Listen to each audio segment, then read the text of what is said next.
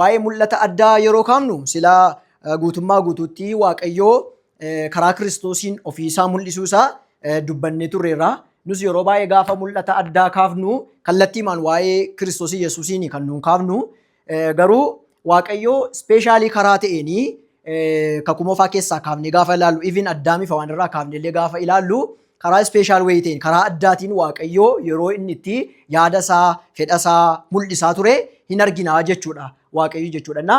Inni kun ispeeshaal rivileeshiniin karaa humna namaatiin yaada namaatiin hin taane fedha namaatiin hin taane Waaqayyo garuu fedha isaatiin humna isaa yaada isaatiin supernatural miinsiidhaan Waaqayyo yeroo inni karaa hafuura qulqulluu mul'isu kakuu moofaa keessaati kaafneen argina jechuudha. Fakkeenyaaf karaa abjuu, karaa mul'ataa, karaa dhageettii yookiin immoo daayirektilii Waaqayyo dhufee dubbachuu isaatiin hojii gurguddoo Waaqayyo immoo seenaa keessatti hojjete karaa fayyinaatii fi karaa firdii laachuu Waaqayyo even uumama kana uumuu isaatiin illee dabalatee Waaqayyo yeroo inni itti ofiisaa mul'isu karaa ispeeshaalii ta'eenii in arginaa jechuudha. Macaafumti keenya illee gaafa ilaaltanii warroota kana keessaatiidha kan isaan ba'an. Fakkeenyaaf mul'ata yoo fudhanne macaafni mul'ata Yohaannis mul'ataan macaafa kennamedha. Yohaannis Phaaximoo keessa taa'ee mul'ataanidha. Kan inni macaafa mul'ata Yohaannis jedhu sana kan inni barreesse jechuudha. Kanaaf Waaqayyo karaa kanaa karaa abjuu raajotatti ofiisaa mul'isuudhaan abbootatti ofiisaa mul'isuudhaan caafata qulqullaawaa keessatti kan nuyi arginu karaa ispeeshaal weeyiteedha jechuudha. Inni jeneraaliin uumama kanaan Waaqayyo mul'isuu isaati kanumadha inni jechuudha. Waaqayyo uumama kanarraatti yoo mul'isuu isaati isa kana ilaalleera waan ta'eef jechuudha. Inni kan biroon immoo verbal revelationidhaan illee verbal revelation jechuun kufaatii madurallee achi deebitanii gaafa ilaaltanii Addaamii fi waan indirectly Waaqayyo dhaqee yeroo inni taasisu seerallee gaafa inni kennee fi akkamitti akka isaan jiraachuu qaban itti meera macaafa seera uumamaa macaafa isa jalqabaa dhannee gaafa ilaallu Waaqayyo yeroo inni itti isaanitti dubbatu arginaa jechuudha. Caafanni qulqullaa'aa keenya kan inni nutti himu jechuudha. Hundumaarra caalaatti immoo kakuu moofaa keessattis kakuu haaraa keessattis kan nuyi arginu Waaqayyo namoota keessaati namoota bakka buusee addatti daayirektilii waamuudhaanii Waaqayyo bakka bu'umsaan namoota inni mul'ata laateef jechuudha. Waaqayyo mul'ata ispeeshaalii ta'e kana laatee argina jechuudha. Isaan kana walitti cuunfinee ilaaluutii qabna. Inni jalqabaa raajotadha jechuudha. Waaqayyo raajota kakuu moofaatiin yaada isaa, fedha isaa, karaa isaanii saba isaatti mul'isaa tureera jechuudha Waaqayyo. Maal akka fakkaatu macaafa kakuu moofaa guutummaa gaafa dubbiftanii macaafa 39 gaafa dubbiftanii maqaan isaa maal akka fakkaatu, eenyummaan isaa maal akka fakkaatu, karoorri isaa maal akka fakkaatu Waaqayyo guutummaa guutuutti eenyu akka ta'eef maal akka hojjetu maal akka hojjechuudhaaf jiru karaa raajotaa dubbachaa tureera jechuudha. Gara kakuu haaraatti immoo gaafa dhufnu isa sila nuyi karaa gooftaa keenya Yesuus Kiristoosii Waaqayyo guutummaatti mul'ise jedhu kan barsiisa Kiristoosii fi akkasumas immoo barsiisa Kiristoos isaaniif laate isa isaan irraa baratan dabalatee waldoota kiristaanaaf illee dabalanii inspaayireeshinii jennee sani dubbannu to'annaa isaatii Waaqayyo isaan geggeessee mul'ata addaa sanu jennu macaafa keenya kakuu haaraa macaafa 27 illee Waaqayyo yeroo inni laatu argina jechuudha. Kanaaf mul'anni inni xumuraa kun ispeeshaalii ta'e kuni gaafa samaraayiz goonee ilaallu raajota kakuu moofaa Waaqayyo kallattiidhaan isaanii waamee fedha isaa, yaada isaa, eenyummaa isaa, hojii isaa itti mul'isee fi akkuma kana immoo ergamoota kakuu haaraa warra barsiisa Kiristoosiin kallattiidhaan irraatii baratanii hojii fayyinaa inni hojjete Waaqayyoon akkaataa inni itti mul'isee barsiisa isaa keessatti, jireenya isaa keessatti kan nuyi sila ilaalle hundumaa even fiichariitti illee dhufaatiin Kiristoos firdii dhufee kennuun isaa akkamitti yaada Waaqayyoo, fedha Waaqayyoo, eenyummaa Waaqayyoo, amala Waaqayyoo illee akkamitti akka inni mul'isu illee dabalatee macaafa keenya keessa nuu kaaniiru. Kanaaf wanti ergamoonni barreessan kun macaafni 27 Waaqayyo ilma isaatiin mul'ise sanuu jennu kan nuyi keessatti argannudha jechuudha. Kanaafidha kan nuuni guutummaatti Waaqayyo ilma isaatiin mul'ise jennee biraa hin deebinu. Eessatti arganne isa kana yoo jenne isa kana keessatti arganne jechuudha. Tootaalii macaafa qulqulluu keessatti arganne. Warri kakuu moofaa expectationii jiru. Waa'ee mootummaa isa dhufaa jiru. Isa eegamaa ture karaa masiichaa hin dhufa jedhamu akkamitti akka inni dhufu yaada Waaqayyo akkamitti akka inni mul'isu dubbachaa turan raajaa turan fedha isaa mul'isaa turan fedha Waaqayyo jechuudha. Warri kakuu haaraa immoo Kiristoos irraa baratanii yaada Waaqayyo barsiisa isaa guutummaatti nuuf kaaniiru. Wanti ergamoonni dubbatan isa kana. Ergaa Yohaannis keessatti qo'attaniitu ergaa Yohaannis lammaffaa keessatti maal jedha Yohaannis namni barsiisa Kiristoositti qabamee hin jiraanne jedha. Barsiisi isaan kennaa jiran kan Kiristoos waan ta'eef jireenya Kiristoos keessaa dubbiin dubbachaa ture keessaa hojiin fannoo irratti hojjete du'uusaa, du'aa ka'uusaa, ol ba'uusaaf deebi'ee dhufuusaa keessatti barumsa jiru. Barumsa hundee jireenya keenyaas ta'e warri kakuu moofaaf kakuu haaraa dhugaa kana nuuf ka'anii kanaaf iyyuu mul'anni addaa nuyi har'a qabnu kun mul'anni addaa nuyi qabnu kan nuyi himannu yaada Waaqayyoo isa bara baraa kan nuyi keessaatti argannu waa'ee jireenya keenyaafis waa'ee fayyina keenyaafis qajeelfama waaqeffannaa keenyaafis ittiin bulmaata keenyaafis waan hundumaa roga nuyi irra dhaabannee ilaaluutii qabnu macaafa qulqulluu qofaadha jechuudha. Inni kun girgiddaa isa dhaabatee jiru keenyan isa nuuf dhaabatee jiru kan waan hundumaa nurraa ittisu akkasumas immoo nu tajaajilu jechuudha. Fayyina kan kennudha caaffanni qulqullaa'aan kun jechuudha. Ximitiyoositti akkuma dubbatu Phaawulos sila dubbannee Yesuus Kiristoositti amantii akka fayyituu fi macaafa isa eenyurraa akka barteen beektaa jedhaa miti. Macaafa isa waa'ee Kiristoosiin dubbatu jechuudha. Fayyina kan kennu burqaa fayyinaati caaffanni qulqullaa'aan. Kanaaf waa'ee caafata kanaa akka irraanfanne ittiin jedha Phaawulos jechuudha. So macaafni qulqulluu kun macaafni 66 nuyi itti amannu yaada Waaqayyoo, fedha Waaqayyoo, eenyummaa Waaqayyoo, waan inni hojjete, waan inni hojjechaa jiru, waan inni hojjechuudhaaf jiru kan nutti mul'achuudha. Gaafa walitti qabnu Waaqayyoo eenyudha? Waaqayyoo maal hojjete? Hojii Waaqayyoof eenyummaa isaa sirriitti kan nutti himu. Hojii fayyina keenyaaf hojii Waaqayyoo mama kana irratti hojjete kan nutti himu. Waa'ee bara bara keenyaa kan nutti himu. Tootaalii kan nuyi keessatti argannu yaadi Waaqayyoo inni bara baraa kan keessatti mul'ate mul'anni Waaqayyoo inni xumuraa dallaas caaffata qulqullaadha. Aangoo olaanaa kan qabu nurratti jechuudha. Kanaaf holy scripture holy jechuun qulqullaadha adda kan ba'e directly afaan Waaqayyoo keessaatii kan ba'e. Gaafa inni kun dubbatu Waaqayyotu haasaa jira. Waaqayyoo karaa kana fayyita jedhee caaffataan dubbate taanaan namni karaa biraa yoo deeme kan inni of argu badiisa bara baraa keessattidha. Yoo wanti macaafni qulqulluun jedhe sanatti namni amane immoo akkuma kana. Yesuus Kiristoos illee macaafa qulqulluudha. Caafata qulqullaadha kan inni caqasee barsiisaa ture jechuudha. Barsiisisaa hedduun achi keessaatii kan ba'edha. Sababiin isaa inni afaan Waaqayyoo keessaatii kan ba'edha waan ta'eef caafanni qulqullaa'an. Kanaaf inni kun bu'uura jireenya keenyaati jechuudha. Waaqayyoo kan inni ittiin fedha isaa yaada isaa of mul'isee special way kan ta'e nuuf kiristaanotaaf baay'ee murteessaadha. Kan inni fayyadu directly irra caalaatti nudha. Namni kamiyyuu dubbisuu danda'a, hubachuu danda'a. Waaqayyoo dhugaa dubbii isaa kana ibsuu danda'a. Namni gara fayyinaatti akka dhufuuf karaa dubbii isaa. Akkuma namichi jaandarabaa suni macaafata dubbisaa deemaa ture inni ibsee fi kutaa sanarraa kan ka'e Waaqayyo laphee isaa gaafa jijjiiru akkuma inni fayyachuudha. Fayyina hin kenna namoota warra kaaniifis. Speeshaalii garuu nuuf kiristaanotaaf immoo macaafni ittiin geggeeffama jireenya keenyaa, deddeebii keenyaaf, laayif istaayilii keenyaaf, fayyina keenyaaf akkasumas immoo waaqeffannaa keenyaaf diffeendi gochuudhaaf illee barumsa sobaa dura dhaabachuudhaaf illee kan nu fayyadu caafata qulqullaadha. Waaqayyo isa kanaanii kan inni ofiisaa mul'ise jechuudha. So waa'ee mul'ata addaa isa jedhu kana yoo xumurre waa'ee mul'ata Waaqayyoo dhiifneetu isa kana yaada keenyatti qabannee Waaqayyoof mul'isuusaa hammam akka inni gadi of fidee Waaqayyoo eenyummaa isaa isa kan bara baraa hundumaa danda'uusaa hundumaa beekuusaa utuu hin ganin Waaqayyo garuu dhufee haala keenya keessa termii keenyaan akkaataa inni itti of mul'isaa ture sana hundumaa isa sila dubbachaa ture. Waaqayyo gara keenya dhufuusaa sana of mul'isuudhaaf fedhii inni qabu sana kan nu ilaalaa ture hundumaa yaada keenyatti qabanneetu isa lammaffaatti dhufna jechuudha. Maalidha inni kun immoo Waaqayyo dhoksaa ta'uusaati. Caafanni qulqullaa'aan Waaqayyo ammallee icciitii akka inni ta'e, miistirii akka inni ta'e immoo nutti hima jechuudha. Waan Waaqayyo riviil godhe, waa'ee mul'ata Waaqayyoo dubbachaa turre, waan Waaqayyo mul'ise keessaatii tokko Waaqayyumti ofiisaa dhoksaa ta'uusaati. Dhokataa kan bira hin ga'amne ta'uusaati. Miistirii akka qabu Waaqayyo jechuudha. Waan Waaqayyo mul'ise keessaa mul'atuma Waaqayyoo kanatu isa Waaqayyo mul'ise kanatu isa caafata qulqullaa keessatti Waaqayyo mul'ise kanatu dhiibbaa dhoksaa waaqummaa jala immoo dhaqee nu gashe. Ani dhoksaadhaa nuun jedha Waaqayyo karaa tokko immoo. Dhokataa akka ta'e immoo nutti hima macaafni qulqulluu Waaqayyo dhoksaa akka qabu, icciitii akka qabu immoo irra deddeebi'ee nutti hima jechuudha. So dhoksaan waaqummaa kun maalidha? Waaqayyo miistiriidha gaafa jennu, divine miistirii gaafa kaafnu maal jechuu keenyadha? Inni kuni dhugaawwan waa'ee Waaqayyo kan gonkumaa lakkoofnee nuyi fixuu hin dandeenye, tarreessinee kan nuyi fixuu hin dandeenye, kan hin dhumnee fi ibsinees immoo explain goone immoo kan nuyi fixuu hin dandeenye, lakkoofnee fixnee bira ga'uu kan nuyi hin dandeenye, daangaa kan hin qabne, dhugaawwan waa'ee Waaqayyoo mul'atan kan nuyi bira ga'uu hin dandeenye, dhokataa kan ta'an akkasumas immoo ibsinee explain goone immoo kan nuyi fixuu hin dandeenye, daangaa kan hin qabne jechuu keenyadha jechuudha. Inni xumuraa immoo even hubannaa nuyi waa'ee Waaqayyootiif qabnu, isa Waaqayyo mul'isa irra dhaabannee hubannaa waa'ee Waaqayyootiif qabnutti illee dhaqanii iddoo tokkotti daangaa kan godhan, limiteeshinii kan godhan, isa kana ilaalla. Lakkaa'amanii dhumuu hin danda'ani dhoksaawwan Waaqayyoo kun dhokataadha. Inni kan biroon immoo ibsinee kan nuyi fixuu hin dandeenyedha. Hubannaa nuyi Waaqayyoof qabnullee kan daangessadha. Mee yaadota ishee kana keessa jirtu lakkoofnee kan hin finnedha ishee jettu dura ilaallee achi ibsinee immoo kan hin finnedha. Then Hubannaan waaqayyoof qabnu immoo kan maal godhannaa? Kan daangessan isa laala jechuudha. Inni jalqabaa dhugaawwan waa'ee waaqayyoo gonkumaa lakkaawwamanii hin dhumnee fi hin ibsamnedha. Phaawulos Roomee boqonnaa 11 lakkoofsa 33 irratti akkas jedha waa'ee dhoksaa waaqayyoo kan waaqayyoo miistirii akka inni ta'e bira ga'amuu kan hin dandeenye ta'uusaa bakka karaa isaarra buunee hubachuu dadhabuu keenya jechuudha.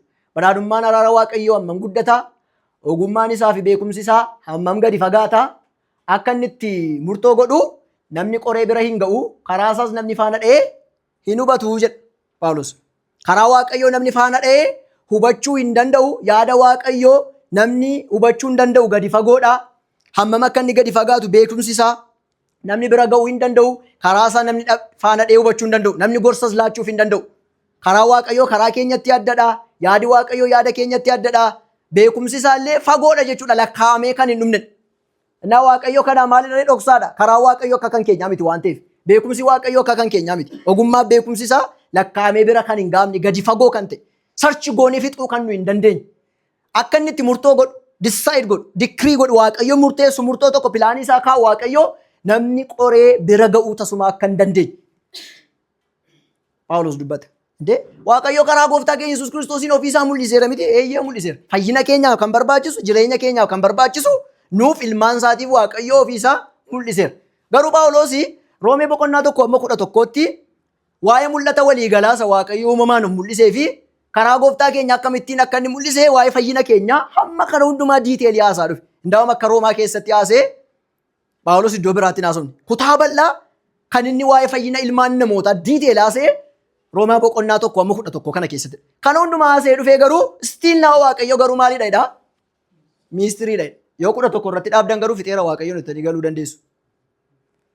Nu waa'ee dhoksaa waaqayyoo kana takka xiyyeeffannootti ilaannee hin beeknu. Waa'ee isa kamii qofa irratti xiyyeeffannaa? Maattansa waaqayyoo. Mul'ata waaqummaa qofa irratti xiyyeeffanna. Phaawulos garuu boqonnaa 11 irra ga'ee waan mataa namaa cabsu meeqa haasee keessumaa gara dhumaa jala boqonnaa 9, 10, 11 gaafa ilaaltanii hundumtuu ibseefa yoo dhannati waaqayyoon gaaffii gaafattu jedha. Gaafatanii argimentii gaafa dhiyeessanii jedhanii waaqayyoo rivileeshinii qofa miti, riviilisaaf godhe qofa osoo hin taane maalidha jechaa jira. Miistiriidhas waaqayyo waan ta'eef nan deema yoo jette maal kee dhabdaadha? Mataa dhabda waan ta'eef kana mannaati maal godhedha? Lakkoofsa kana gaafatti futanii dubbiftanii lakkoofsa 33 kana mataan si dhukkubaa bahii sokkii jedhamiti Phaawulos.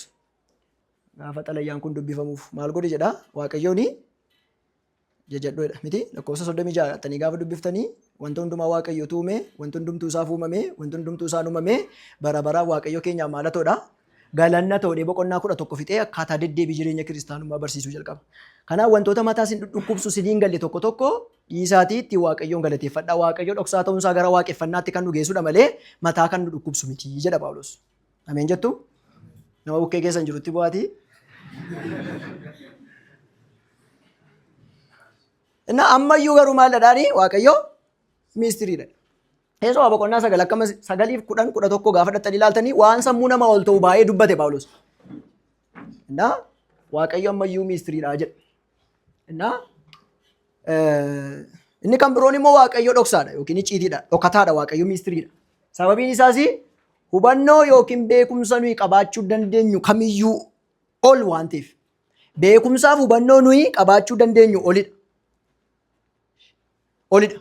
Kan nuyi amma qabnus gara fuulduraatti beekumsa wayiin dabalannas jennee kan nuyi yaannu garas waan ta'eef beekumsi waaqayyoo yaadi waaqayyoo miistiriidha. Waaqayyo dhokataadha kan nuyi jennu al tokko waaqayyo ofiima isaatii waan dhosseef qofa miti. Nuumti ofii keenya limiitii waan taaneef wanti kan waaqayyoo ta'e baay'een isaa nuuf miistiriidha. Akkamittiin akka isaan nu daangessan keessatti hin kaafna waan ta'eef.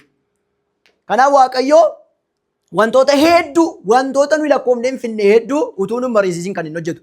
Lafa nu hin jirretti waaqayyo waan murteesse hundumaa utuu nu mariisisin akka fedha isaaf yaada isaatti wantoota hedduudha waaqayyo kan hin hojjetu. Miinsiidhaanis without miinsiis waaqayyoon hojjeta waan ta'eef. Ordinariidhaanis extraordinariidhaanis waaqayyoon raawwata waan ta'eef. Waaqayyo dhokataadha nu mariisisee waan tokko godhee hin beeku. Karaa inni ittiin hojjete immoo qorannee bira ga'uu kan nu hin dandeenye ulfaataa kan ta'e waan meeqatu jira. Ifin waa'ee fayyina keenya dabalate jechuudha. Namaa gala jennee wanti nuyi yaannu wantoonni tokko nuu galanii kan nuun galle baay'een jechuudha. Isa kana beekamee kan hin dhumne kompireend kan nu hin goone amala waaqayyo isa beekameen dhumne jedhamee waamama jechuudha. Waaqayyo beekamee kan hin dhumne. Daangaa kan hin qabne waaqayyo bira kan hin gaamne jechuudha. Kanaaf dhoksaa waaqayyoo jiraachuun isaa maalidha? Dirqamadha jechuudha. Maaliif? Inni nama miti maalidha? Waaqayyo. Waaqayyo mistirii miti hunduma isaayyuu beekneef hin dheerraan taanaan inni waaqayyoon ta'uu hin danda'u. As birattidha dhufee kan inni mormanuu qabu. Waaqayyo waaqayyoon ta'uudhaaf isa mul'ate isa nuyi beekneef hin nu qofa. Goonee yoo yaadne rakkisaadha. Kanaaf waaqayyo maalidhasi? Dhokataadhasi mistiriidhasi waaqayyo waan ta'eef jechuudha. So waaqayyo dhoksaa ta'uun isaa kun dhokataadha waaqayyo gaafa jennu jireenya keenya irratti rakkina uumuu qabu. Dhiibbaa jireenya keenya irratti uumuu qabu. Rakkina jireenya keenya keessatti uumuu qabu. Maal jennee waaqayyo icciitiidha waan ta'eef isa argachuu hin danda'u, isatti dhiyaachuu hin danda'u, hariiroo duukaa godhachuu hin danda'u jennee kan nuyi yaaddofnu miti. Inni nun jaallatu dhokataadha waan ta'eef jaalala isaas argachuu hin barbaannu, isaa wajjin hariiroo godhachuu hin dandeenyu jennee kan nuyi itti dhiphannu miti. Dhiibbaa jireenya keenya irra ga'u hin qabu karaa kanaa jechuudha. Maaliif yoo jennee waaqayyotu dhoksaa ta'uudhaa baateeti inni dhugaamatti maal miti jechuu dandeenya akka salphaatti waaqayyo miti jechuu dandeenya jechuudha. Inni kun waaqayyo miti inni dhiisne sokkina inni dhoksaa miti tuutee. Waaqayyo garuu dhoksaa ta'uunsaa jireenya keenya irratti dhiibbaa kan uumu osoo hin taane jireenya keenya keessatti caalchifnee waaqayyoon akka nu jajannu isa beeknu kan godhudha waan ta'eef jechuudha. So gaaffii kana of gaafadhaa jireenyuma keessan keessatti waaqayyo isa dhoksaa hin taane suma guutummaatti beekamuu danda'u tuutee waaqa akkasii namni barbaadu jira. Isti namni waaqa akkasii waaqeffachuu barbaadu. Waaqayyo nuyi waaqeffannu isa ofiisaa mul'isedha. Jireenya keenyaaf fayyina keenyaaf kan barbaachisu akka nu hin banneef. Akkasumas immoo akkuma nu hin banneef immoo waaqayyoof dhokse. Lammaffaan immoo waaqayyo ofii masaayyuu waaqa ta'uu isaati. Yoo nuyi guutummaatti isa beekneef innee jiraachuu iyyuu hin dandeenyu. Hin beekamu waaqayyo waan ta'eef guutummaatti. Kanaaf waaqayyoon beennaa nu beekna sirriitti. Garuu guutummaatti egzaastifilii hin beennu guutummaatti. Beennaa waaqayyoon beenna fayyina keenyaaf jireenya keenyaaf kan barbaachisu waaqayyo wanta inni nuu mul'ise limiitii godhee jira. Eeyyeen beeknes. Garuu guutummaatti miti. Dhugumatti beekna jennee dubbachuudhaaf wanta beennu sirriimatti beenna. Fakkeenyaaf namni tokko ati akkamittiin fayyite yoo jedhee waa'ee fayyina isaa sirriimatti wanta dubbatatu qaba. Eenyutti akka amanee fayyee, hojii eenyutti akka amanee fayyee, eenyummaa eenyutti akka amanee fayyee wanta dubbatatu qaba. Beekumsa isa dhugaasa waaqayyo mul'ise. Garuu guutummaatti isa hubannee immoo finnaa inni daangaan qabu. Anis daangaan qabu beekee nan fixaa jenna miti. Inni kun immoo waaqayyo ta'uu isaa shakkisiisa. Nuun immoo nama ta'uu keenya kan nu shakkisiisudha waan ta'eef. Kanaaf ga'aatti sufficiently waaqayyoon beennaa garuu perfectly immoo finnee xumurra jechuu miti. Yaada kanaa namichi kun gaafa dubbatu waan nuyi yaadu yookiin hubachuu dandeenyu caalaa waan nuyi yaadu yookiin hubachuu dandeenyu caalaa waaqayyo keessa dhugaan daangaa hin qabne infinitii kan ta'e baay'eetu jira. Waan nuyi hubannu waan nuyi yaannu waan nu waaqayyo nu mul'ise hundumaarra iyyuu darbee dhugaan hubatamee hin dhumne daangaa kan hin qabne waaqayyo keessa jira jedha. Nu immoo ishee beeknu imperfectly beekna. Imperfectly jechuun hir'ina kan qabu yookiin immoo sirrii kan hin taane jechuu miti. Amma fakkeenyaaf uffata wayii bitachuu dhattanii yoo citaadha ta'e jijjiirratu miti akkas jechuu miti wanta miidhama qabu wayii jechuu miti inni nuyi beeknu. Imperfectly jechuun guutummaatti beeknee kan nuyi xumuruu dandeenyu miti. Waan ta'eef waan nu fayyisu waan jireenya nuuf kennu beekna. Garuu immoo guutummaa waan waaqayyo qabu beekna immoo jechuu miti. Imperfectly inni jedhu kuni negatiivii kan agarsiisu miti. Garuu maal agarsiisaa jira? Daanga'uu ta'uu keenya kan agarsiisudha waan ta'eef jechuudha. Kanaaf dhoksaa waaqummaa kuni hubannaa nuyi yeroo waa'ee waaqayyoo qayyabachuudhaaf kaanu sanatti daangaa godha hubannaa keenyatti, understandingii keenyatti limiteeshinii ka'a. Ifi waa'ee waaqayyootu barannu jechuudha. Mistirii ta'uu waaqayyoo, dhoksaa ta'uu waaqayyoo yeroo waa'ee waaqayyoo qayyabachuudhaaf kaanu, qo'achuudhaaf kaanu, hubachuudhaaf kaanu, of kenninu, devoted taanu daangaa nuti ka'a mistirii ta'uu waaqayyoo kanatti jechuudha. Karaa gurguddaa lamaan. Inni jalqabaa odeeffannaa gahaa dhabuu keenya, limited informationii jechuudha. Waaqayyoo waan fayyina keenyaaf jireenya kiristaanummaatiif barbaachisu hundumaa ifattuu nu ibseera. Fakkeenyaaf akkamitti jiraachuu qabda, warra akkamitti fayyuu qabda yoo jenne macaafa baasee namni akka salphaatti nutti agarsiisuu danda'a. Karaan dhugaan jireenya nadha jedhee akkuma ani qulqulluu ta'e qulqullummaatti jiraadhaa jedhee waan baay'ee dubbachuu dandeenya. Waaqeffannaa keenyaaf wantoota hundumaa jechuudha. Waaqayyoosuma mul'ise sana keessatti garuu gaaffii hedduudhaaf immoo deebii nu dhowwateera. Macaafuma keessatti tu barbaannu jechuudha. Isa macaafaa laa yoo dhiifne macaafuma keessatti waaqayyo kanaaf mul'ise garuu kanuma keessatti gaaffii hedduudhaaf deebii nu dhowwateera waaqayyo jechuudha. Fakkeenyaaf waaqayyo maaliif hamminni akka uumamuuf eeyyamaa? Waa'ee problem of evilii gaafa kaafnu dibeetii baay'eetu jira. Irratti namni wal falmaa akkamittiin hamminni addunyaa kanarratti taatu waaqayyo jiru jennee waan baay'ee kaafna. Hin qoranna. Deebii gaggaarii baay'ee hin deebisna. Iddoo tokko keenya garuu limitii ta'a jechuudha. Informationii nuyi qabnu daangaa qaba waan ta'eef, namadha nuyi waan ta'eef. Uumamtootaa fi uumaa gidduu daangaa guddaatu jira waan ta'eef jechuudha. Waaqayyo gadi yoo nutti jedhayyuu yoo nutti mul'isayyuu isa nutti mul'isuu barbaaduun Waaqayyo jireenya nuuf kenneera, nu fayyiseera. Ammas karaa dubbii isaa nutti mul'isaa jira. Garuu ammayyuu waan Waaqayyo mul'ise hedduu keessatti Waaqayyo gaaffii hedduuf deebii dhufate. Kan akka gaaffii kanaafaa jechuudha. Karaa Waaqayyoon sirrii isa kamidha? Isaayyaas keessatti dubbata miti. Karaa koo akka karaa keessanii miti jedhe Waaqayyo. Karaa koo akka keessanii miti jedhe. Murtoon koos akka kan keessanii miti jedhe. So nuun kiristaanonni deebii wantoota akkas akkasii tokkuma irraa kaa'ee gaaffii baay'eetu jira. Deebii akkas akkasii guutummaatti argannee bira ga'uu waan hin dandeenyee fi kiristaanonni waa'ee dhoksaa waaqummaa kanaatiif yoo gaafatamne deebii keenya ta'uutii kan qabu namni sammuu isaas akka hin miidhamneef ofii keenyaas akka hin miidhamnee fi daayirektilii hin beeku jechuun turuudha waan dhoksaate jechuudha. Ittiin galateeffachuu qabna Waaqayyo miistirii ta'uu isaatiif jechuudha. Maaliif dhugaan kun shakkii kan uumu osoo hin taane sammuu keenyatti Waaqayyuma ta'uu isaayyuu kan ittiin beennudha dhoksaa ta'uunsaa waan ta'eef caalamattiyyuu Waaqayyoon kan amannu Waaqayyoon akka nuyi trust goonu akka nuyi isarratti of gannu kan godhudha jechuudha dhoksaa ta'uu Waaqayyo. Isa harka jira dhimmi koo akka nuyi jennu. Isatu qabatee jira jennee akka nuyi Waaqayyoon trust goonu. Utuu Waaqayyo miistirii miti beekameen dhuma ta'ee seetanii waan baay'een beekti ta'ee gudii nu gochuu dandeessa jechuudha. Nuunis immoo waan baay'ee gudii of gochuu dandeenya. So Waaqayyo beekamee kan hin dhumnedha. Inni kan biroon informationii daangaa qofa osoo hin taane ibsa gahaa kennuu dadhabu. Explanationiin keenya illee daangaa qaba jechuudha. Miistiriin akkasittiin daangaa nutti godhachuudha. Dhoksaa ta'uu Waaqayyo jechuudha. Waaqayyo dhugaa waa'ee ofiisaa dhugaa ta'e tokko waa'ee fayyina keenyaas haa ta'u waa'ee jireenya keenyaas Waaqayyo nuuf hin ibsaa nutti hin argisiisa Waaqayyo. Naa kana yoo nutti argisiise iyyuu loojikaalii garuu akkamitti akka inni hojjetu guutummaa guutuutti ibsinee fixuu dhiisuu dandeenya. Loojikaaliin ibsinuu miti kanan jechaa jiru. Garuu Waaqayyo dhugaa ta'e tokko gaafa nuu mul'isee jedhu ibsinee explanatiinii keenya sanatti daangaa godha dhoksaa ta'uu Waaqayyo jechuudha. Faadha waan dubbachaa jiru. Ibsinee. Fakkeenyaaf dhugaawwan wal faalleessan fakkaatan paradoksii ta'an baay'eetu jiru macaafa keessatti gaafuma teenyaa sun jechuudha. Inni ibsina bakka nutti tola waan ta'eef ilaa kun kanadha siin beechiin ba'a jennee waan baay'ee kaafnee wantootuma dhugaa baay'ee dubbanne loojikaaliis ibsinee garuu iddoo tokko geenyee irratti hin dubbisaa inni. Irratti dubbisnee dhumnees immoo ammas waan baay'ee ibsinee iddoo nutti dhaabannu jira jechuudha. Tuma akkas jennu itti fufachuudha jireenya.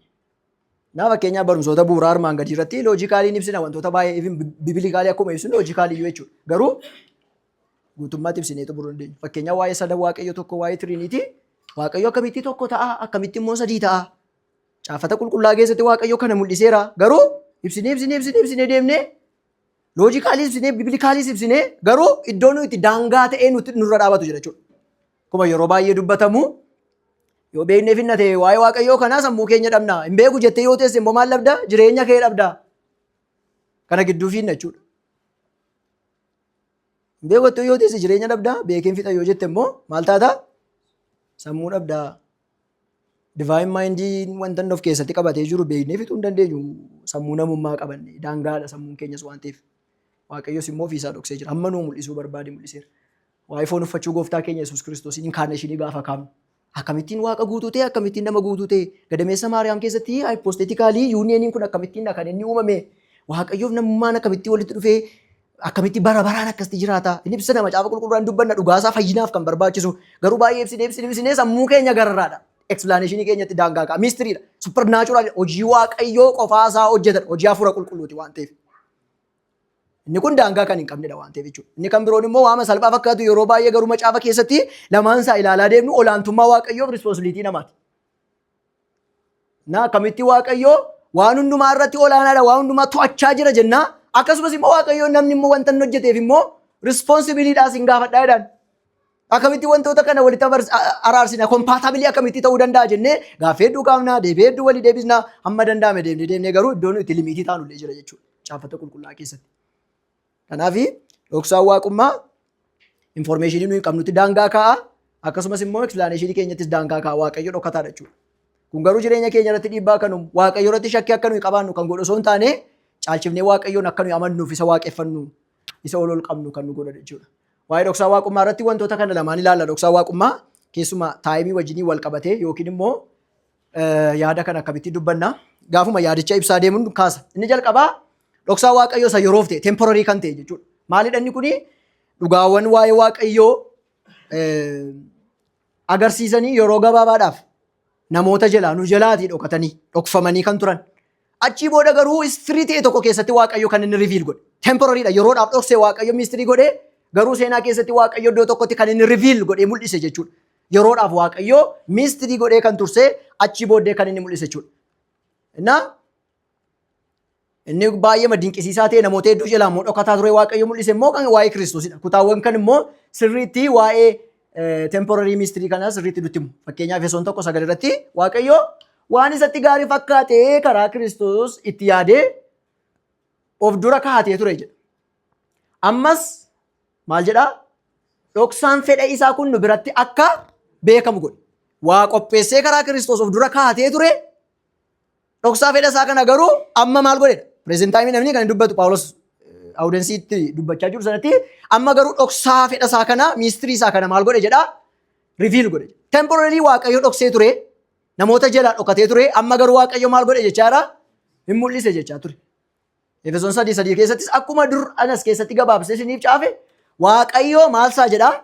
Dhoksaasaa. Waaqayyo dhoksaa qaba, mistirii qaba. Dhoksaasaa mul'ata keessatti anatti argisiiseera.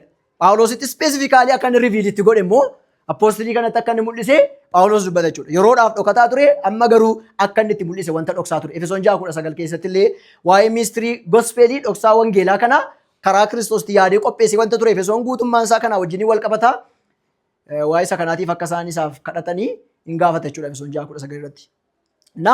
Waa'een temporary warroota ta'an kana yeroodhaaf kan ta'anii dhoksaawwan kun yeroodhaaf dhokatan kuni guutummaatti kan isaan nuu mul'atan warri Waaqayyo yeroodhaaf dhokse Qorontoos 13:12 irratti akkuma dubbatu nu amma akka nama of ilaalee keessatti maal ta'uti jedha?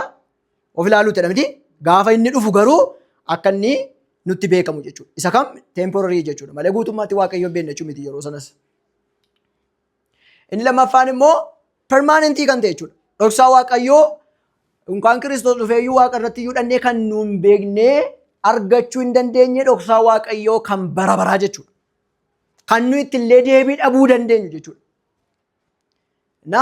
Dhugaawwan waa'ee Waaqayyoo ibsan warra dandeettii hubannaa keenyaa ol ta'an Waaqayyo dandeettii namootaan guutummaatti hubatamuu dhabuusaa kan agarsiisu jechuudha. Dandeettii keenyaan.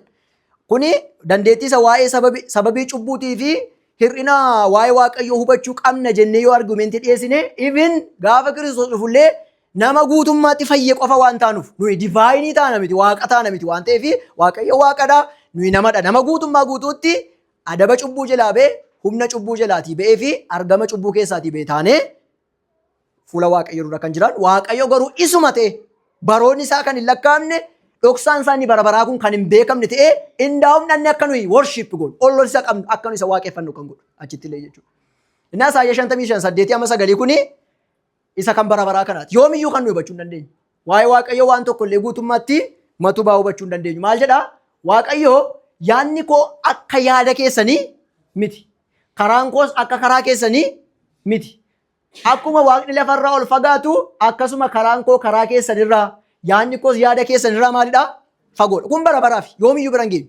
Lakkii sababa cubbuutiifidha kun kan inni ta'e yoo jennee Addaamiif warri jalqaba uumaman iyyuu maal akka Waaqayyo bara bara keessatti qopheesse hin beekan.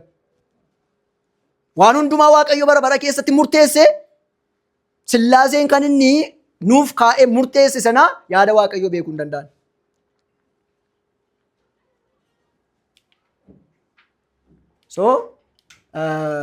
Waa'een dhoksaa Waaqayyoo isa kanadha jechuudha.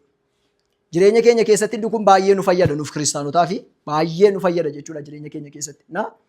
Al tokko tokko Waaqayyotu waan hundumaa banee nutti agarsiise iskiriinii wayii banee nutti argisiise nutti tola miti duriin kadhannaa turre nuun jechuudha kan.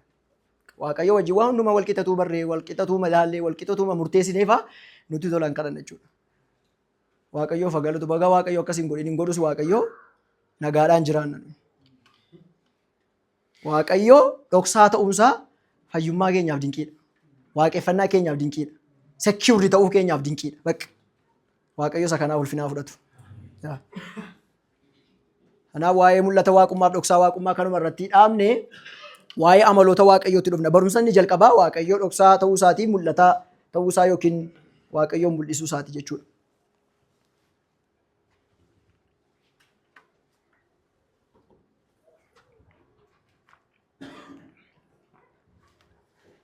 Inni lammaffaan barumsi keenya waa'ee amaloota waaqayyooti. Amala waaqayyoo jechuudha. Isa kana yeroo garaa garaatti waan itti bubbuutaniitu jedhee yaadee fi yaada gadi fagoo miti garuu waan muraasa qofadha kan nuyi ilaalu jechuudha. Innaa waa'ee amaloota waaqayyoo yookiin divine attributes isa jedhu gaafa kaafnu amaloonni waaqayyoo kuni eenyummaa waaqayyooti. Waaqayyoo seenaa keessatti kan inni mul'ise jechuudha. Perfectionii waaqayyoo, perfectionii essensii yookiin maalummaa waaqayyooti. Amaloonni waaqayyoo kun jechuudha. Eenyummaa waaqayyoo kan sirriitti nuuf ibsan. Waaqayyo immoo seenaa keessatti haalota garaa garaatiin kan inni mul'isaa ture. Essensii inni jedhu kuni biingii waaqayyoo yookiin sabistaansii isaa kan mul'isu. Inni kun sabistaansii gaafa jennu yookiin biingii gaafa jennu ani ana ta'uu koo kan mul'isu jechuudha yookiin maalummaa koo kan ibsu jechuudha. Amma ani namadha, ani waaqayyoo miti, ani ergamootas miti. Na human biingiidha jechuudhaan. Ani maal biingii miti jechuudhaan. Divine biingii miti jechuudhaan. Mitiiree angelic biingii miti jechuudhaan. Biingiin keenya nuyi namadha. Waaqayyo immoo waaqadha jechuudha. Na waaqayyummaa waaqayyoo kana kan ibsan amaloota waaqayyoo kanan. Waaqayyo immoo seenaa keessatti amaloota isaa kana yeroo inni itti manifeesti godhee mul'isu hin argina jechuudha. Fayyina keenya keessatti uumama irratti wantoota garaa garaa irratti waaqayyo keessumaa caafata qulqullaa keessatti hin mul'isa jechuudha. So essensii waaqayyoo kuni dhugaa hin jijjiiramnedha. Waaqayyo waaqa ta'ee kan inni ittiin jiraatu waaqayyo eenyummaa tokkicha yookiin maalummaa tokkicha qabaachuu isaati jechuudha. Na maalummaa waaqayyoo kana immoo kan ibsan amaloota waaqayyoo kana jechuudha. Hundee eenyummaa waaqayyoo kanaati jechuudha. Na amaloonni waaqayyoo kun immoo iddoo lamattidha kan isaan qoodamanii jiranii yeroo baay'ee hubachuudhaaf akka nuuf ta'utti samaraayiz goonee qabachuudhaaf jechuudha. Waa'ee amaloota waaqayyoo kana isa kanarra baay'een turuusinii jedheedha. Amaloota waaqayyoo kana iddoo gurguddaa lamatti qoodnee ilaalla jechuudha. Amaloonni waaqayyoo kuni inni jalqabaa kan waaqayyoo ilmaan namootaatiif sheerii godhe akka nuyi hirmaannu godhe kan waaqayyoo akka nuyi dhaallu godhe amaloota isaa jechuudha. Communicability attribute of God warra nuyi jennu. Kan waaqayyoo communicate ittiin nu godhe yookiin nuuf kenne jechuudha waaqayyo nuuf hire jechuudha waaqayyo warra waaqayyo namaaf qoode jechuudha. Inni lammaffaan immoo amaloota waaqayyo warra hin dhaalamne waaqayyo gonkumaa uumama kamiifillee kan hin kennine ilmaan namootaaf kan hin kennine incommunicably kan ta'an jechuudha. Waaqayyo qofa biratti kan argaman kan waaqayyo namaaf hin kennine har'as kaleessas boris waaqayyo namaaf hin kennine waaqayyo qofti waaqa ta'uu isaatiin qabatee bara baraan kan jiraatu amala waaqayyootiin kun jechuudha. Na amaloota waaqayyoo kana yeroo dubbannu immoo yeroo qo'annu qo'achuu dhuunfaa keenyatti dubbisuudhaaf kan baay'ee murteessaadha jedhee yaadu amaloonni waaqayyoo kun yeroo dubbannu kan qaamota sillaasee yookiin sadan waaqayyoo tokkooti. Kan abbaa qofadha, kan ilmaa miti jennee kan bira dabarru miti. Waaqayyoo maalummaa isaatiin tokkodha waan ta'eef. Amaloonni kun kan abbaa, kan ilmaa, hafuura qulqulluuti. Guutummaatti amalli waaqayyoo abbaan qabu isa ilmi qabudha, ilma keessas jirudha. Isa hafuurri qulqulluunis qabudha. Abbaan hundumaa akkuma danda'u, ilmis akka hundumaa danda'u, hafuurri qulqulluus hundumaa akka danda'u jechuudha. Amala waaqayyoo keessaa inni tokko isa kana. Ibsa amantii kiristaanaa Timoteewos keessatti sirriitti isa kana dubbata waan ta'eef jechuudha. Abbaan hundumaa akka danda'u, ilmi hundumaa akka danda'u, hafuurri qulqulluun hundumaa akka danda'u, hundumaa danda'an garuu meeqadha? Tokkodha jechuudha. Waaqayyoo lama hin qabnu, sadii hin qabnu waan ta'eef jechuudha. Amaloonni kun immoo amaloota waaqayyoo kan bara baraati, darbees bara baraan kan jiraatudha. Amaloota waaqayyoo adeemsa keessa hirate miti. Inni waaqayyo nuuf hires, inni waaqayyo nuuf hin kenninis, inni kan bara baraa suni amaloota waaqayyoo adeemsa keessa, piroosesii keessa waaqayyo horate miti. Amaluma waaqayyoo keessaa tokko maalidha? Waaqayyoo muteebiliidha waan ta'eef. Hin jijjiiramu mitiidha waaqayyo. Waaqayyo kan hin jijjiiramnedha. Yoo amala fide qabatee waaqayyo adeemsa keessa amala waaqayyoo hin jijjiiramu isa jedhutti nu fida jechuudha. Kanaaf waaqayyo tasuma kan hin jijjiiramnedha. Amaloonni waaqayyoo kun kan qaamota sadaniiti, kan immoo bara baraan jiranidha. Kan hin jijjiiramnedha jechuudha. Kan waaqayyo adeemsa keessa hin fidannedha jechuudha.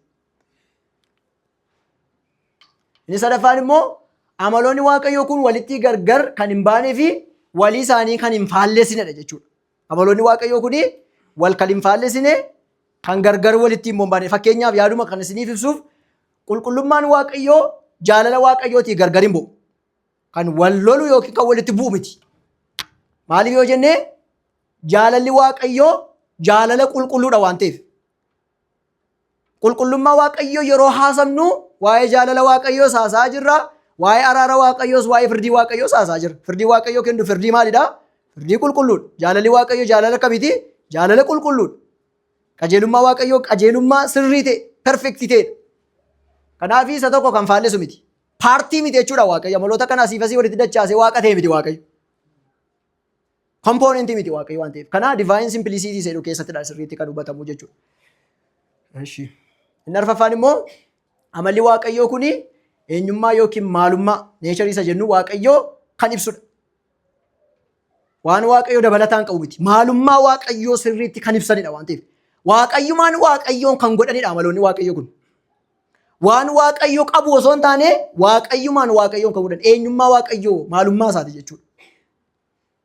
Amaloonni kun jechuudha. Na calaqqisiiftuu eenyummaa yookiin maalummaa isaati. Waaqayyoo tokkodha jenne miti biingiidhaan. Maalummaa isaatiin tokkodha jenne miti. Tokkichi kun waaqayyo ta'uu isaa gaafa ibsu amaloota isaa kanadha. Waaqayyo waaqa ta'uu isaa kan agarsiisu jechuudha. Na amaloota waaqayyoo utuu hin beekin eenyummaa isaas ta'ee hojii waaqayyoo beekuun hin dandeenyu jechuudha. Hojii waaqayyo seenaa keessatti hojjete amala isaa irraa ka'a. Fannoo Kiristoosiin gaafa ilaaltanii maa inni wanti Kiristoosiin fannoo tolbaas. Waaqayyoo qajeelaadha isa cubbuutti maal godhaa? Farda cubbuu wajjin waliin galu qulqulluudha. Araara qabeessa mukuun olma isaa nuuf laatee jaalala isaatiin immoo nu fayyisaa jira. Warroonni kun walirra kunne akkuma dubbanne amaloonni waaqayyoo kun iddoo garaa garaatii dhufanii kan wal faaleessan kan gargar ba'aa miti jennee dubbanneera waan ta'eef hojii waaqayyoo hojjete keessatti illee maaliin argina jechuudha? Amaloota waaqayyoon argina jechuudha. So amaloota waaqayyoo kanaanidha. Hojii waaqayyoos eenyummaa waaqayyoos kan nuyi hubannu jechuudha. Na amaloota waaqayyoo kana gaafa qo'achaa deemnu waaqayyoo eenyudha? Waaqayyoo maal fakkaata? Waaqayyoo maal jaallata? Waaqayyoo maal jibbaa? Warroota kana gaaffii akkas akkasiitii fi deebii sirrii kan nuuf kennu waa'ee amaloota waaqayyoo qorachuudha jechuudha. Na waaqayyoon beekuu jechuun iyyuu amalootuma waaqayyoo kana beekuudha. Waaqayyoon beekuun humtuu amaloonni waaqayyoo maal fakkaatu isa jedhudha. Kanarraatii kaa hojiimti waaqayyoo hojjete hundumti isaa. Fakkeenyaaf waaqayyoo uumama kana uume maaliif? Hundumaa danda'a waan ta'eef waaqayyo. Nu oolche waaqayyo maaliif? Nu jaallate waan ta'eef waaqayyo. Jaalala isaarraa akka keebiti. Araarri waaqayyoo baay'ee waan ta'eef jaalala isa guddaa sanaan nu jaallate jedhamti Efesoon keessatti yeroo dubbatu. Qabxii kana beekuun baay'ee murteessaadha jechuudha.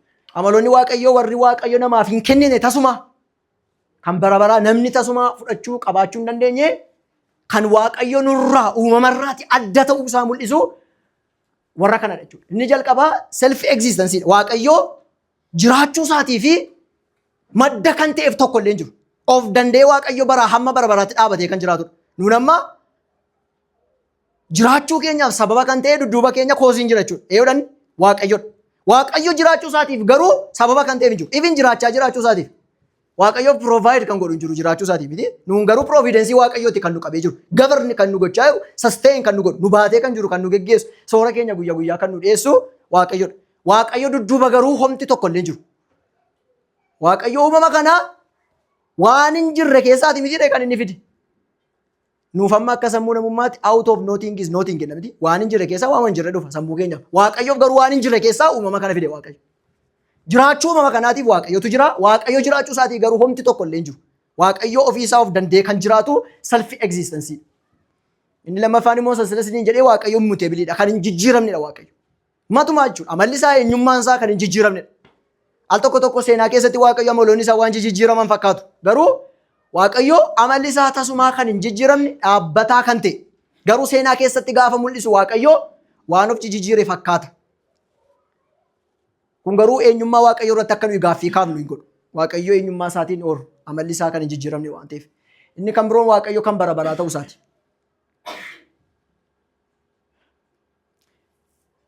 Infinitii ta'uu isaati. Daangaa kan hin qabne jechuudha. Xumura kan hin qabne jechuudha. Amma daangaa qabna. Fakkeenyaaf amma bara barummaa gaafa ilaaltanii yeroo nuyi ittiin turre jira ture mitiire lafa kanarrayyuu yeroo nuyi itti ganaa jiraachuudhaaf nu jira. Waaqayyo garuu bara bara hamma bara baraatti. Paastii itarniitiidhaa kaasee amma bara bara isa dhufuutti waaqayyo bara baraan jiraata. Infinitii ta'u waaqayyo tokko itarniitii keessatti ilaala jechuudha. Taayimiidhaan limiitiin ta'u waaqayyo jechuudha. Yeroon hin jirretti waaqayyo bara baraa kaasee jiraachaa ture jechuudha. Jiraachaa ture jechuudha. Inni kan biroon immoo waaqayyo infinitii ta'uu isaa omnii pirezentii ta'uu isaatiin hin argine jechuudha. Daangaa kan hin qabne ta'u waaqayyo ispeesiidhaan kan hin daangeffamne iddoo hundumaa kan jirudha waaqayyo jechuudha. Iddoo hundumaatti hin argama jennee kan nu dubbannu. Hin argama iddoo hundumaatti isa jedhurrayyuu waaqayyo iddoo hundumaa jira yoo jenne gaarii natti fakkaata. Jechuudha. Eebii afaan Oromoon nama rakkisa. Inni kan biroon omnishentii ta'uu isaati. Hundumaa maal ta'uu isaati? Beekuu waaqayyooti. Hundumaa beeka waaqayyo gaafa jennu gara beekuutti dhufaa miti nu jennu. Haaluma tokkotti waaqayyo waan hundumaa beeka. Waan hundumaa beekuu kanatti immoo hin dhufne waaqayyo. Bara amma barbaraatti waaqayyo waan hundumaa beeka. Waan hundumaa beekuun kuni pooyintiitti jalqabee qabu. Waaqayyo waan hundumaa beeka waan ta'eef. Inni kan biroon omnipootentiidha. Waaqayyo hundumaa danda'a.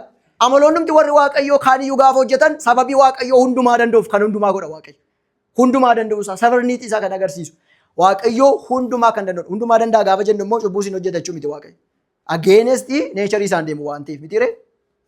Waaqayyo omnipootentiidha gaafa jennu cubbuu isin hojjetachuu miti. Inni xumuraa kun immoo simplicity inni jedhu kun afaan Oromootti qeenxee ta'uudha. Nama rakkisa. Garuu maal jechuu keenyadha Waaqayyoo paartii miti. Amma nuun amma waan garaa garaarraa dhufnee ijaaranne miti. Gaafa ibsu nama harka miila nu jennu lubbuu foon hafuura jennee dubbanna miti ree. Waaqayyoo akka kanaa waan garaa garaa walitti sassaabamee kan ijaarame miti. Waaqayyo tokkicha maalummaa isaatiin. Ifaadha waan dubbachaa jiru. Tokko Waaqayyoo kompoonentii paartii kan hin qabne Waaqayyo jechuudha. Asiin qulqullummaa, asiin jaalala, asiin maaloo jennee Waaqayyoon haalota garaa garaa yookiin amaloota isaa kana walitti sassaabnee kan ittiin ibsinu miti. Waaqayyoo kanarraati walitti dhufee kompoonentii kana hundumaarraa walitti dhufee kan ijaarame miti Waaqayyo. Waaqayyo tokkichadha. Waaqayyo qulqulluudha gaafa jennu jaalala isaas hin dubbanna akkuma isin jedhee qajeelummaa isaas hin dubbanna Waaqayyooni. Fakkeenyaaf amma Isaayyaas keessatti qulqulluudha Waaqayyo gooftaan machaa jedhanii faarfatu miti. Lafti hundi immoo qulqullummaa keetiin guutuudha jedhanii ulfina keetiin guutuudha jedhanii amalli Waaqayyoo kun gaafa mul'atu ulfinni Waaqayyoos sibiil ta'uusaa ulfina Waaqayyoon argina jechuudha. Qulqullummaa Waaqayyoo keessatti isa kanan argina jechuudha.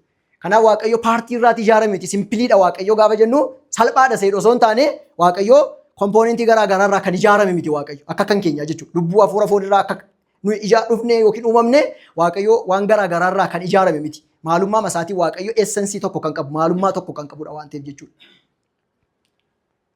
Inni lammaffaan immoo amaloota Waaqayyoo warra Waaqayyo nuuf kennu akka nuyi hirmaannu godhe Waaqayyo paartii kan inni nu godhe. Nu biratti illee kan argamu jechuudha. Waaqayyoo fedha isaatiin jaallatee warra uume kanaaf kan inni sheerii godhe jechuudha. Inni jalqabaa intellectually maayindii wajjinii wal qabata sammuu keenya wajjinii kan wal qabatanii fakkeenyaaf beekumsa nun amma hin beekna wantoota Waaqayyo beeku nuyi beeknu jiru miti ree. Fakkeenyaaf cubbuu ta'uusaa Waaqayyo beeka sirriitti ekspiraansiidhaan hin beeku yoo ta'e iyyuu nun garuu beekna sirriitti sammuudhaan miti isa shaakalaa yoo dhibne beekumsuma isaa jechuudha.